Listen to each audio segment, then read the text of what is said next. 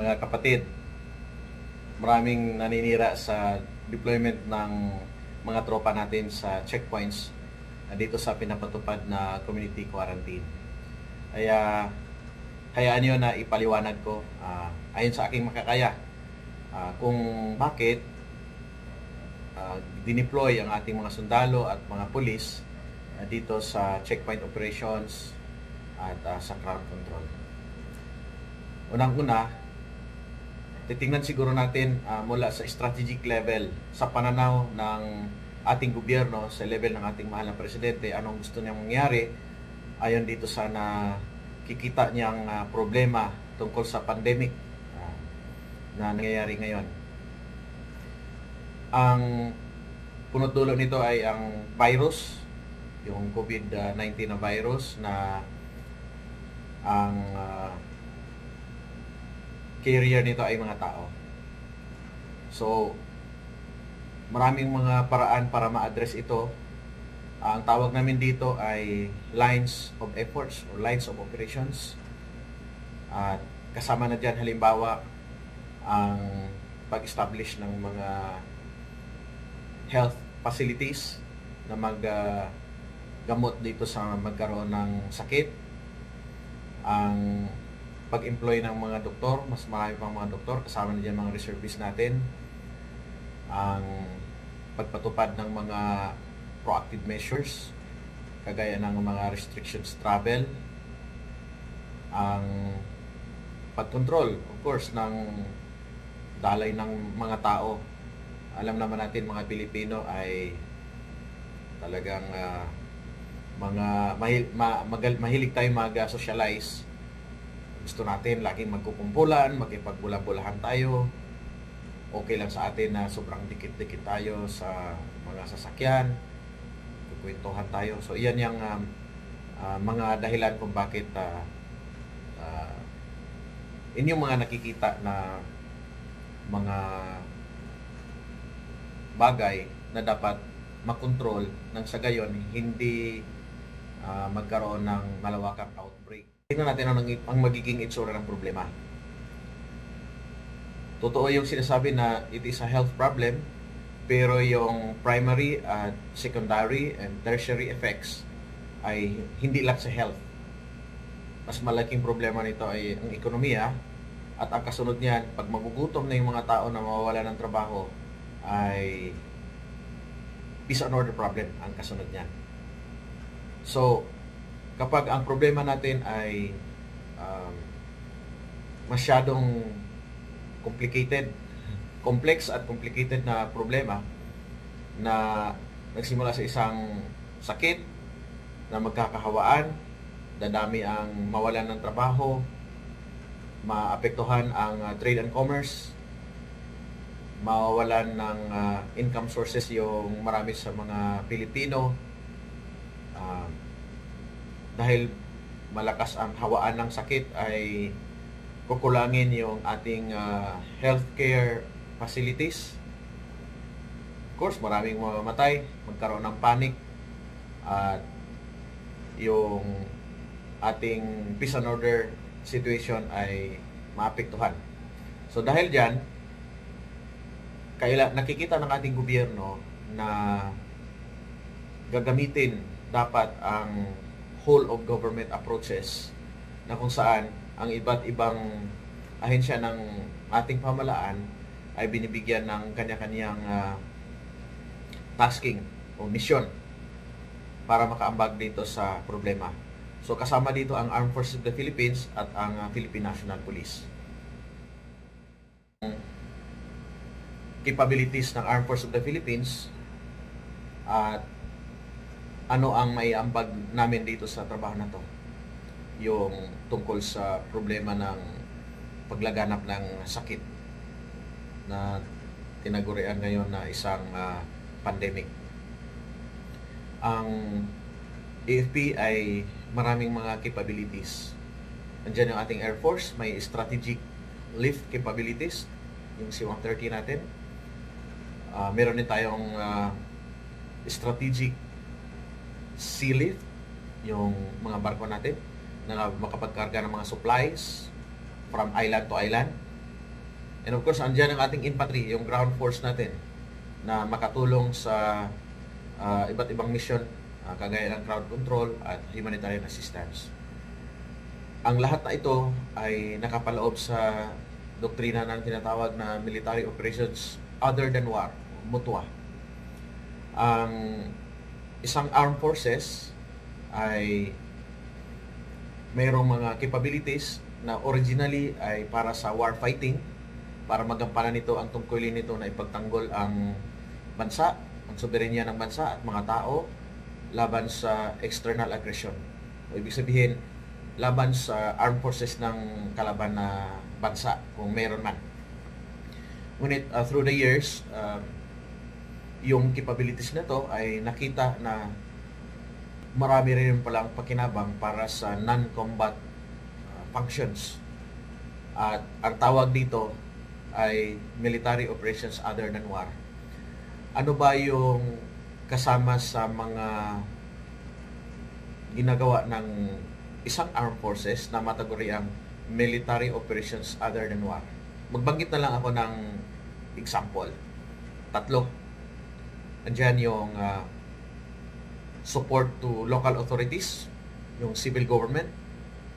Pangalawa, andyan yung humanitarian assistance during man-made and natural disasters. And sama na rin dyan yung tinatawag na support to law enforcement. So, itong ginagawa ng ating mga pulis, susuportahan ng ating armed forces. So, dyan papasok yung ating mga kasundaluhan sa ngayon kung bakit sila ay nadideploy dito sa problema na sabi ng iba, it is a health problem, bakit may mga sundalo.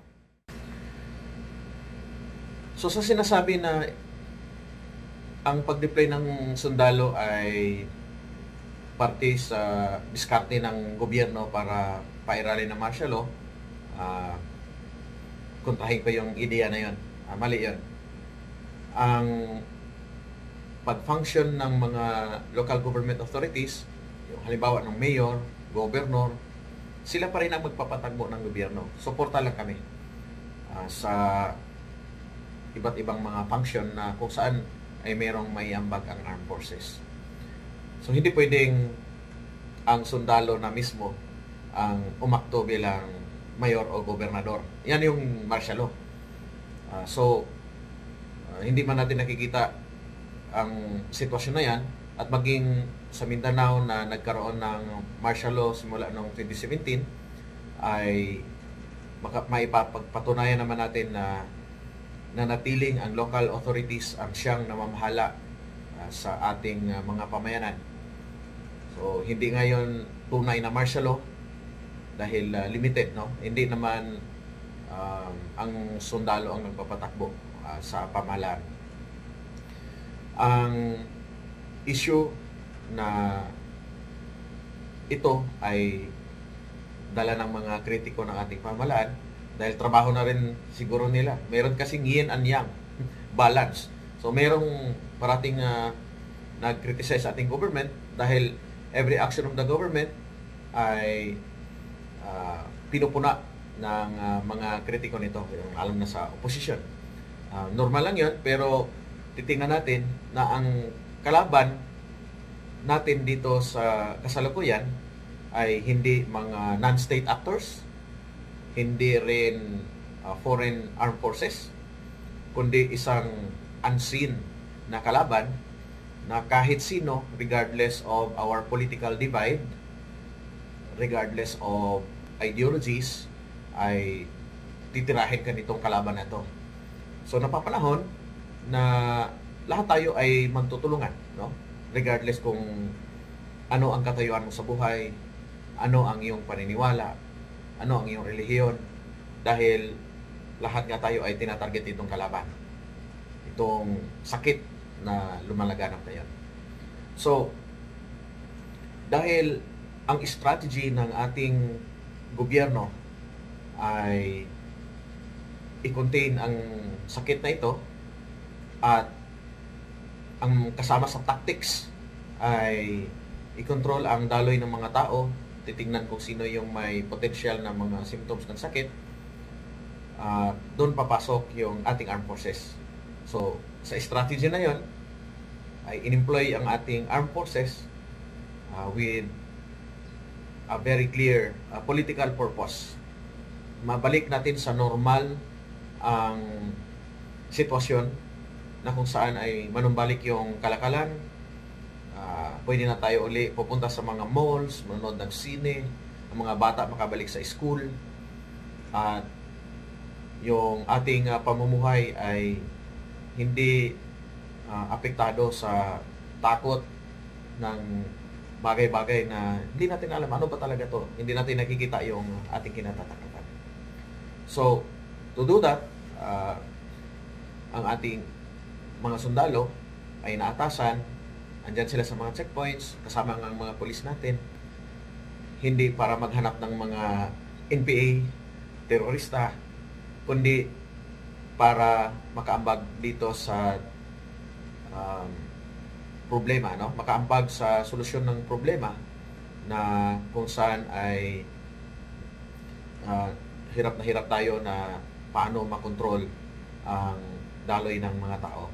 So, pagpasensyahan nyo na yung ang mga pinapairal na checkpoint operations, mag-delay yung inyong travel, pero tandaan niyo para sa ating lahat ito, maging kami ay vulnerable din ang ating mga sundalo, no? Vulnerable din kami na magkaroon kami ng sakit.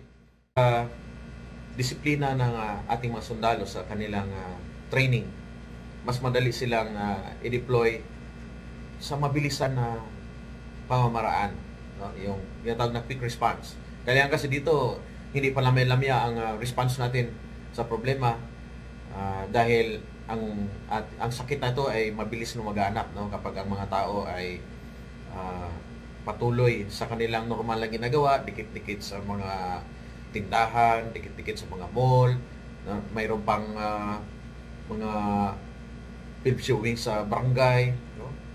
So, ang sundalo natin ay may sapat na training. Kumbaga, isang sabi mo lang, madaling maintindihan. It can be disseminated down to the squad and individual level, yung mga instructions. So, pag sinabi na punta kayo dito sa kampo within 3 hours, assemble, dalhin ang mission essential equipment, deploy. So, yun yung benefit ng may military training. Maging ang mga reservists natin ay i-employ for that purpose para makatulong. Yung sundalo, pag i-employ mo siya, full package na yan eh.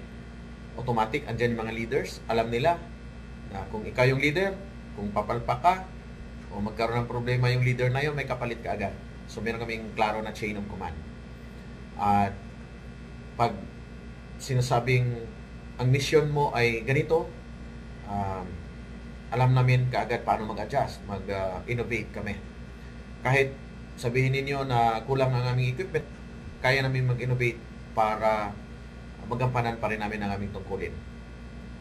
Halimbawa, kapag mission ay para sa pag-aresto o pakipaglaban sa mga masamang elemento o mga pasaway na non-state actors, mga terorista, dala-dala namin ang aming mga baril, nakaprepare ang ating mga helicopters, nakaprepare ang ating mga kanyon. Pero dito sa kakaibang problema na sakit ang ating kinakarap, iba naman ang dala namin. So basically, andyan pa rin ang aming weapons, yung aming bit-bit, no? Kasama yan sa uniforme eh. O bakit may dala kayong baril? Siyempre, kasama sa uniforme ng mga sundalo ang kanilang baril. In some instances, na unarmed, meron din na gano'n na unarmed sila. Pero aming ipaliwanag sa taong bayan, ano ang aming ginagawa dahil laging question ang legitimacy ng aming operations. At kasama sa pagbibintang ay martial law, militarisasyon, at mga abuso kami sa aming kapangyarihan. Huwag kayong mag-alala, yung ating mga sundalo ay well-disciplined, may klaro na mga leaders na siyang mananagot kung mayroong mga kapalpakan. At of course, huwag nating kalimutan, kung napakaganda ang kanilang ginawa, yung credit ibigay nyo rin sa kanila, no? Ika nga leaders share the blame and also the credit. So nagsasakripisyo ang ating mga sundalo, andyan sila sa mga kalsada, nainitan, naulanan, nagutuman. Nararapat lang din na bigyan natin sila ng pagpupugay sa kanilang kontribusyon dito para sa paghadlang ng paglaganap ng problema nitong sakit na siyang nagpapahirap ngayon sa ating lahat ng mga kababayan. Kaya yun ang simple kong paliwanag tungkol dito sa issue ng deployment